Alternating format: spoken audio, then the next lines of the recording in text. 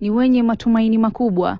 Wengi sasa wameacha kutegemea ufugaji wa samaki na pia uchimbaji migodi, mbinu za kujikimu ambazo wamekuwa wakitegemea kwa muda mrefu, na kugeukia uzalishaji wa mchele.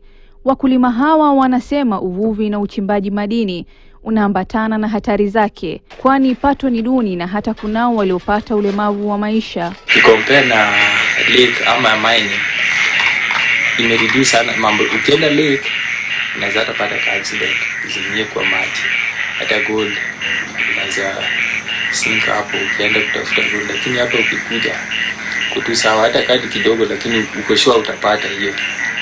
Pia imereduce sana mambo na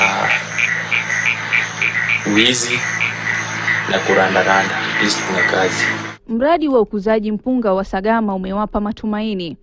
Wengi wanadai kuwa mradi huo wa uzalishaji wa mchele kupitia unyunyizaji wa maji umewapa ajira vijana na wanawake wengi. Kupitia mapato wanayoyapata, wameweza kujiendeleza kimaisha, kando na kulipa karo shuleni, kujenga nyumba na hata kununua mashamba na kuanza kilimo chao, licha ya kukumbwa na changamoto mbalimbali.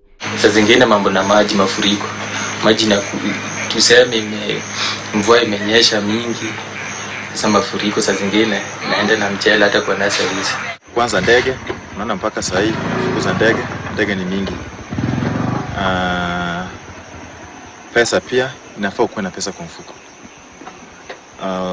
Kama saa hii unapata fertilizer ni 7,000, 5,000, na umejua ukitaka kulima mchele unaweka bajeti yako 1 year kabla hujafanya hiyo mchele. Wakazi wa Nyatike wanatoa wito kwa serikali kuwasaidia kupitia miradi mbalimbali ya maji katika maeneo ya ukame ya kaunti ya Migori, kwani maji ni muhimu mno katika kilimo cha mchele. Government wa pump pesa mingi kwa ukulima. Na tena ukulima sio kuangalia masomo. Ukulima ni kitu ya mtu.